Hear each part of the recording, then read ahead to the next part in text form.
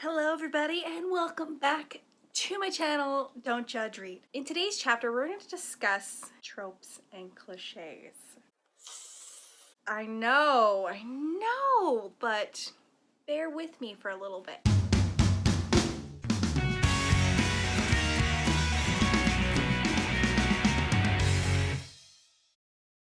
We've all used that word. We've probably used it in sentences or whatever we want used for. A cliche is I'm not going to spew off the exact definition, I'm just going to give you what my take on a cliche is. So a cliche is a situation or a theme that's been overused. I guess a very popular cliche would be young adult books where it is it's either the really unpopular girl or slightly unpopular or somewhere in between. Suddenly it gets powers or they're granted powers or something happens and it's the popular jock, like the most popular guy in school, this godlike creature that never exists in real life, knows everything about this person. Now mind you, they've probably been going to school together for like years and all of a sudden it's like, I want you now. Because you're special? So that's a very common one where it's like the unpopular girl and the jock. So I've talked about this in a video that hasn't been posted yet, but I have talked about this in a different video that you may never see. But it has like this rags the riches type deal. And I think that's all stems from Disney and like Cinderella and Disney princesses, they all do it. Cinderella is probably the most popular one because when you think about it, Cinderella was the poor girl who got the prince, so if you translate that into YA, like the poor unpopular girl is Cinderella and the prince is a jock. So there you go. A trope is more like a actual situation, like an overused theme, an overused plot, or say an overused meet-cute, like between your love interest. And this does not just extend to male-female MC. I've read LGBTQ books before. I like all types of literature. They're great. But they have their own sets of tropes and cliches, but similar tropes and cliches does carry over, especially within the meetings. A very common meeting is usually they just bump into each other out of nowhere, or all of a sudden it's like insulted their would-be boss, stuff like that. Usually it somehow ends up with an insult. The most common one is they end up insulting their love interests, so whether they're gay, straight, or whatever, the insults happen there, and usually one party is a little stronger than the other, and so on. That is a very common trope. You'll see that a lot in adult romances. I don't mind an abundance of tropes and cliches. They make the story fun, especially when it's something familiar or if it's a little cheesy, especially if the book is meant to be on that cheesier side. Just kind of like a little nod to especially certain generations. Like there is an abundance of different tropes and cliches if you actually go through the generations, especially like from the 90s. Little nods like that I do quite enjoy, but sometimes it can be quite annoying. There's a time and place for tropes and cliches, and you shouldn't overload your book with them. If you're making a book that's maybe making fun of the tropes and cliches, or you're taking a very overused concept and twisting it around on its head, then yeah, that's perfectly okay. I've been seeing that a lot in, I guess, the books I've been reading lately, which is great. It kind of rekindles like a spark inside of you, especially if it's a genre you've been falling in love with. Last year I kind of fell out of love with young adult books, even though they're kind of my guilty pleasure. And I've recently just read a book called Sea of Flames by Wendy Knight. And I've been a long time reader of Wendy Knight. I love whatever she puts out. And this was a young adult, but she has such a way of reinventing her characters, reinventing tropes and cliches that it actually rekindled a long lost love, you could say. I'll post my review link for that, and I will post the Amazon link for that as well. This book was just published, so I think it's only 99 cents. If you have Kindle Ultimate, it's free on Kindle Ultimate, so you should head on over there and check that out. Check out all of Wendy Knight's books. I highly recommend her. She is a great writer, and I love anything she puts out. Very unique. She likes to write very strong characters, and in her bio she wanted to write strong women characters for her daughter, which is perfectly okay. I love books with strong women characters. That being said, there is another, I guess you could say it's like a urban fantasy type. It's like kind of like specific to that genre. So a lot of you that read urban fantasy probably know where I'm going with this, and that's the, oh god, like this too stupid to die character. God, how do I explain this in a good way? That's where you have a very strong female MC. I mean, she's supposed to be kick-ass and extremely powerful. I mean, you can't touch her with a 10-foot pole. She will kill you. Type deal. And in the first 2 chapters or 3, usually in those first couple chapters, she gets into an altercation and loses. Like, flat out fucking loses. So you just introduced me to this kick-ass character that's supposed to be freaking amazingly powerful, and she loses, usually to someone that's a little weaker. And you're like, huh. So I don't know if they're trying to instill to you that, yeah, she's flawed, she's not actually perfect. When I read urban fantasy, I expect there to be a level of unbelievability. That's the whole point of urban fantasy. That's the whole point of fantasy, is to escape from this goddamn world we live in. But you just can't do shit like that. It actually pulls you out of the story and just makes you go like, what? I notice that they do it a lot with women, but if you have a strong male MC, they don't actually do that. Not very often. Now, I'm not saying it never happens. I have read books that do have it, but it happens more with the female MC. And again, I don't know if it's supposed to because it's a woman. I don't know if they're supposed to because we're not supposed to be strong. I don't fucking know. But, it's so annoying. And it's very, that's probably like the worst trope / cliche through the urban fantasy genre. And it's actually one of the main reasons why I like started moving away from urban fantasy. So when I first started heavily reading, I did start with YA. YA will always be my forever love. But when I got kind of like into college and I started experimenting with the book, I found urban fantasy and I was like, oh, this is amazing. Like I found it. I found my genre. And I read almost everything under the sun. Cassandra Plummer series is probably one of the real first urban fantasies that I really got into. And I read the Snooky Stackhouse series. So I read that series before the HBO came out, so don't condemn me. The books are completely different than the series.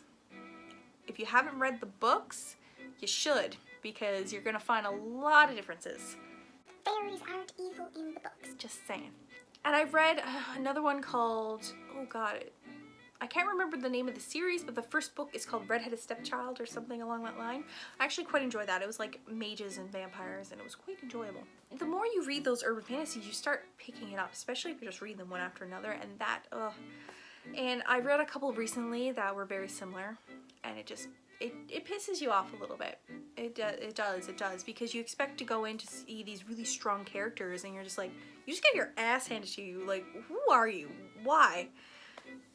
So if you are an aspiring author and you want to write urban fantasy, please don't do that. Just don't do that. Another thing too, I find that playing off like the strong female character, the other cliche kind of that coincides with that one is you have a very strong, independent female MC. She meets her love interest and then she turns into mush.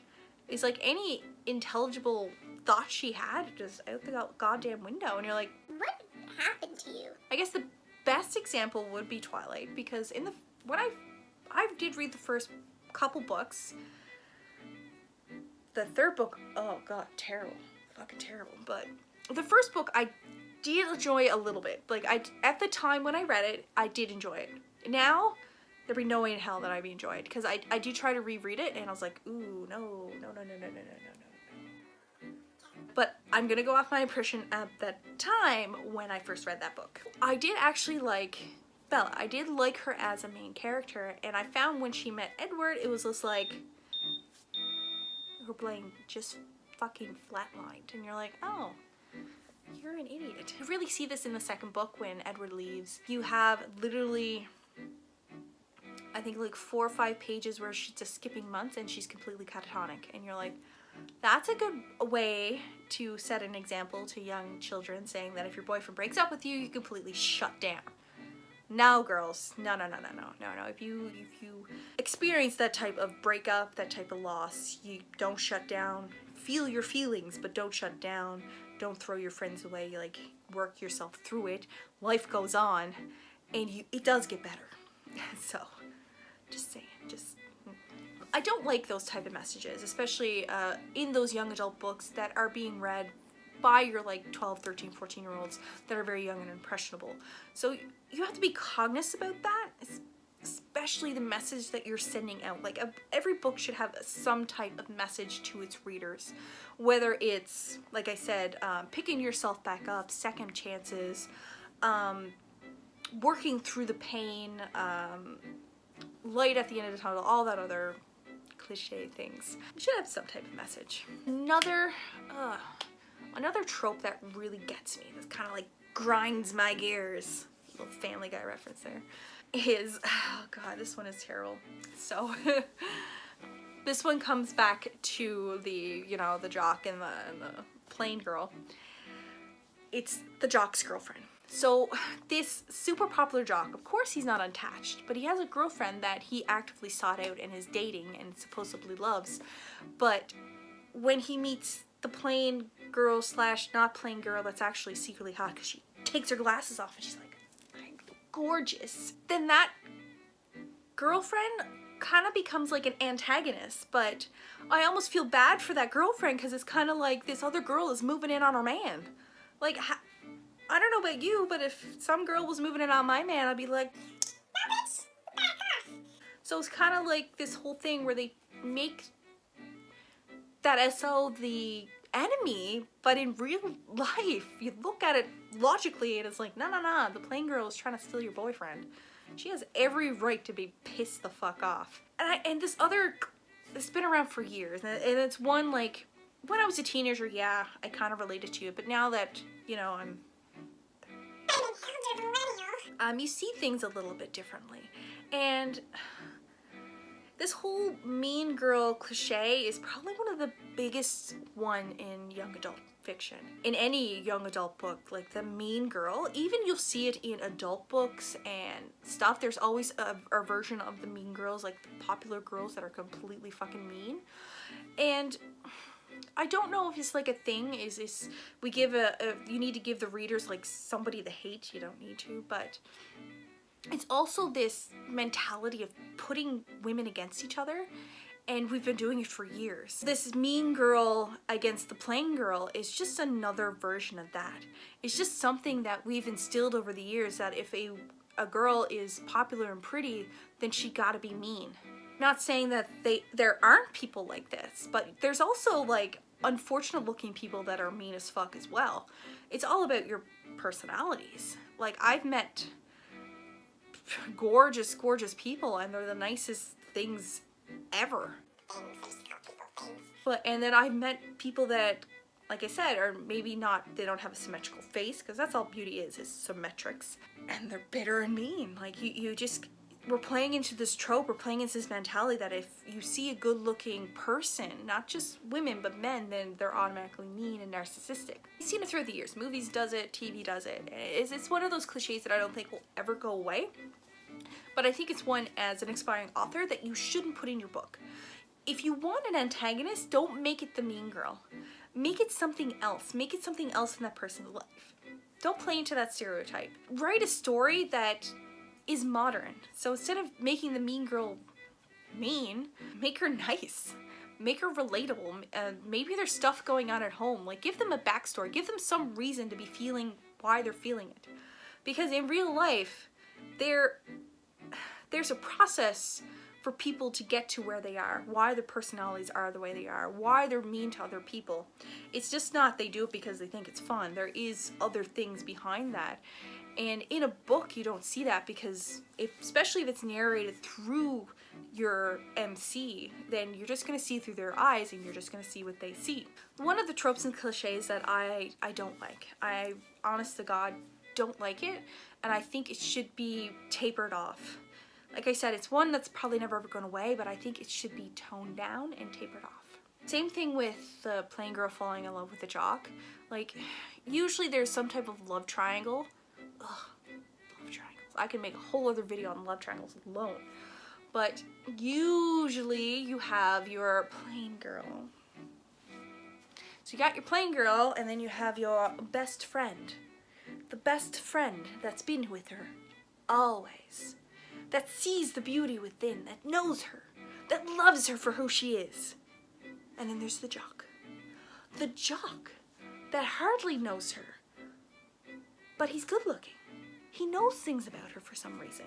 Keeping secrets is a dick who is actively emotionally cheating on his girlfriend with you until eventually he breaks up with her to be with you. That is not the type of person you want there, honey. Squish him. The best friend never gets the girl. I guess one of the best examples would be the Immortal Instrument series. Yeah, poor fucking Sam. Twilight did it too, with Jacob. And that whole best friend cliche is garbage. Like, ugh. Another thing, it's just like this another stereotype that if you're the nice guy, you get nothing. But if you're the jerkish kind of hot guy, you get everything. We're a great society. We know how to brainwash each other without even trying. That's another trope and cliche. If you're going to write a YA, use your own imagination. And I know it's hard to write when there's so much material out there, so many things influencing you from all sides. But it also falls into something called implied permission. The best way to see implied permission is actually in traffic. Good example happened to me this morning. Stalled car in the far left lane. You go around it, I look to the left, or I look to the right, everything's clear, I go around the car. Now, traffic starts to pick up a little bit. So unfortunately the car that was behind me couldn't pull out because there was other cars in that right lane. So instead, goes out into oncoming traffic. Car behind him comes around into the right way and they almost crash into each other. Implied permission. One person makes it okay, makes a decision that this action is okay, and then people behind them be like, oh, they did it, so I'm gonna do it. Tropes and cliches. Oh, they did that? I'm gonna do that because, for one, it sells books, and two, it sells books, and three, it makes a lot of money. Try to get away from those, I guess, cookie cutter molds. There is kind of like a format of YA that you would pretty much follow. There is a set format you can follow if you want to make a lot of money writing either romance or YA. And you can look into any bookstore and you can see that format. And it's pretty much what I just described. You have your protagonist is usually pretty plain, a little bit quirky, unique,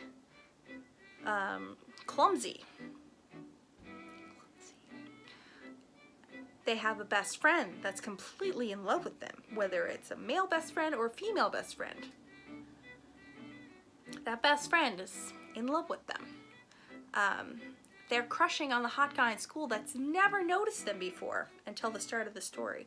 Suddenly, they reach an age of maturity, whether that's 16, 17, or whatever they decide, and they come into powers, or they're being hunted, or somebody's trying to kill them. Suddenly, that hot jock guy was in on it the entire time, has been watching her from afar, and now he's the only hope. He knows everything, but he's also a jerk. So you can't make him likable. You gotta make him kind of jerkish at first, you know. Cold, stoic, brewing, handsome. So that way, when he comes to his senses and realizes I should be a nice person, you think there's character development when there's actual just.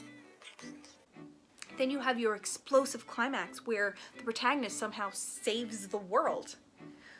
The jerkish guy does something to sacrifice himself and almost dies, so her feelings get amplified. Then, you come down off that climax. They have a reconnection of some kind. They rekindle whatever feelings they had. They kiss and they ride off into the sunset. But wait, there's more, because you have to make this into a series. So, the ending's open-ended.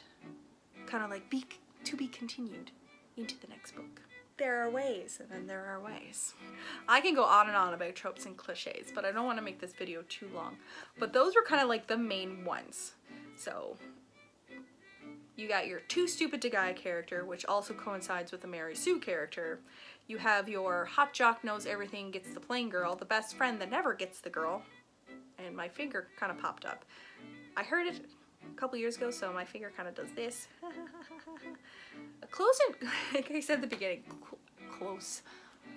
Tropes and cliches can be so fun if you know how to write them, you know how to incorporate them, like give a little quirkiness, or like I said, a little like nod to some readers, but don't fall into the trap where you have to have a certain, I guess, timeline for these tropes and cliches, or you have to, if you're writing a YA, then it has to follow that format.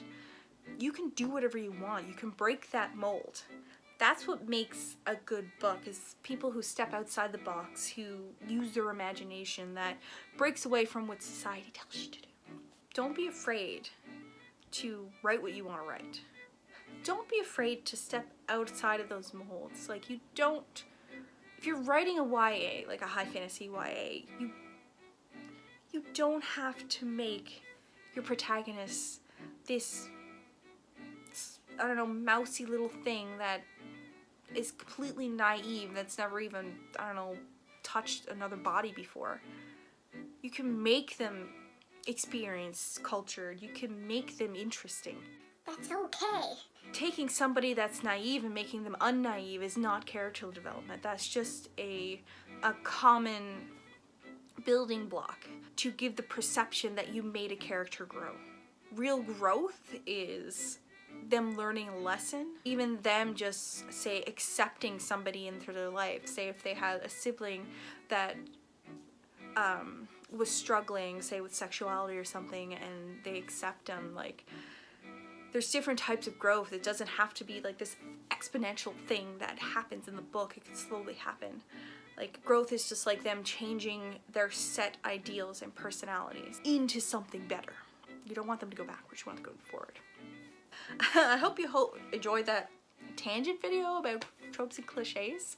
I think it was fun. I do love, like I said, cheesy stuff, and I love the nods to tropes and cliches, but just be cognizant about what you're putting in there. And like I said, reading is subjective, so there could be people out there that completely love everything that I just described, and there could be people out there that's like, I hate it. So, like I said, it's all up to you. That's what I love about reading. I love how subjective it is, how inclusive it is, and everybody can read a book and take something different away from it. And that is the best thing about reading. That's where I'm going to end today's chapter. If you like that completely weird tangent, then give this video a big thumbs up. If you really like my librarian-esque face as I take out my glasses and look off camera, then hit that subscribe button. Hit that notification bell as well so you're notified every time a new video goes up. Drop a comment below. Tell me what your, say, favorite trope is, or your favorite cliche, and tell me what you don't like. What is the one trope or cliche that you cannot stand? Throw that in the comments below and we'll start a discussion about it. If you want more fun, you can head out over to my blog. There's always a tour and a giveaway going on. If you want to stalk me, all my social media handles are below. Follow all of my Instagrams. I have a couple. I have one for me, one for my weight loss. If you didn't check out my last video is right here, and that is my workout vlog. It's an off-day routine for me as the gym was closed. If you like kitty pictures, you can follow my cats, Bobby, Sage, and Ramsey. And if you like book stuff, you can follow my Don't Judge Read Instagram. I always post on Facebook and Twitter when a new video goes up, so follow me there so you never miss an opportunity to see this. Vogue or something or other. Bye-bye, and that closes this